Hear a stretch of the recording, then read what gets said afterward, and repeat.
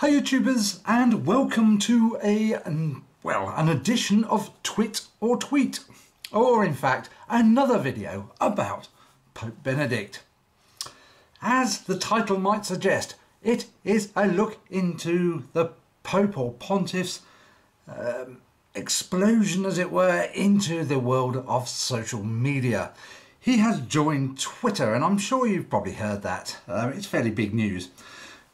Within the first, few hours, he had 1/3 sort of followers.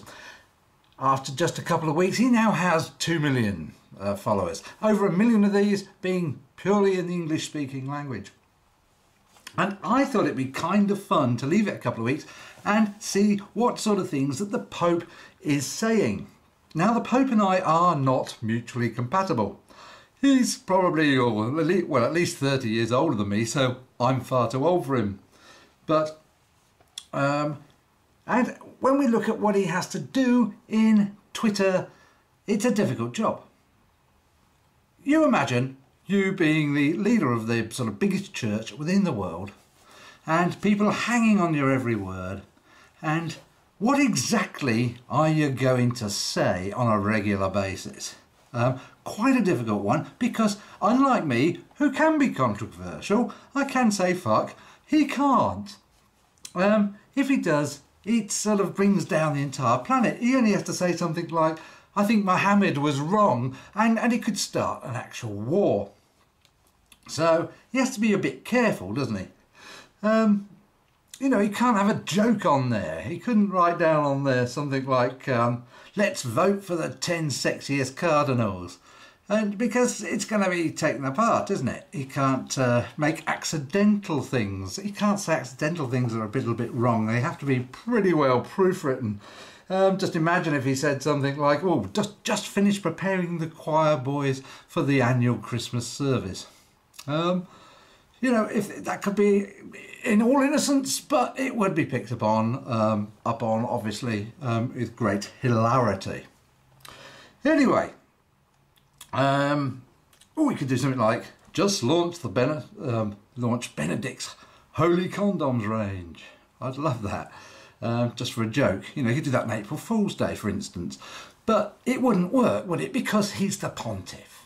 Anyway, bearing this in mind, it's got to be interesting to have a look at what he's been doing.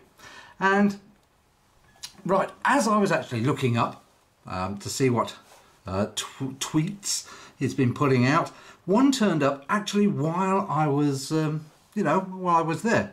And that particular one says, everyone's life of faith has times of light, but also times of darkness. And it goes on, if you want to walk the light, let the word of God be your guide. Okay, well, you're right. 8 minutes into this being published, 8 minutes, this profound piece of bullshit, it had been retweeted 1,825 times. And it had been favorited 617 times. So let's have a look at this profound piece of stuff that he's just said. Right, everyone's life of faith has times of light, but also has times of darkness. Well, doesn't everybody's life have times of light and times of darkness? Every day has times of light and times of darkness, unless you happen to be perhaps at the North Pole or the South Pole during the height of summer and the height of winter. But that's beside the point. Everybody's life has times of great pleasure or just a bit. But everybody's life, you know, at some point you're going to be a bit miserable. You're going to be a bit down, a bit sad. And there's sort of grey areas in between, aren't there? They're probably the sort of times when you get mundane food to eat. You know, you've gone round to somebody's house and it's a little bit boring. Perhaps that drive to work, or perhaps work itself. It can be that grey area. But then you get the good bits and the bad bits. That's all it is. That's all it says. But some people, it seems 617 times that thing in 8 minutes was favorited by the public. Why? What do they do that for? Anyway, what else has he been saying? We can be certain a believer is never alone. Right, it's a bit like Christmas cracker stuff, isn't it? And you can be certain. And you think, yep, or schizophrenia has a similar result, doesn't it? Well, a believer is never alone. I suppose it's quite a bit of harmless saying that. But it doesn't mean anybody who is a non-believer is alone either. It's a little bit, do you have an imaginary friend? You're not alone when you've got an imaginary friend. Or it could be written, I suppose, in the sense that join a church and then somebody will listen to you. But anyway, let's look at something else. How can faith in Jesus be lived in a world without hope? Well, the world isn't without hope, is it? The world has hope. There are, say, let's say I hope I win £1 million this week, or at least let's hope I become very rich. Let's hope for world peace. And yes, I'll hope for world peace. That'd be great, wouldn't it? But these things are hopeful all the time. The world is not devoid of hope. Jesus in a world without hope doesn't really exist, never will exist, because there is hope in the world. Simples. Anyway, so what sort of great bit of bloody thought is that? It's not bloody rocket science. Anyway, let's have a look at something else. Right, it goes on, and this is interesting because it asks for any suggestions on how to be more prayerful when we are so busy with the demands of work, families and the world. When we are so busy with the demands of work, families and the world. Well, if you would say that the Pope had any sort of job, I would say that was his job. Other people get on with their jobs. His is probably one to think of ways of being more prayerful, whatever more prayerful seems to mean.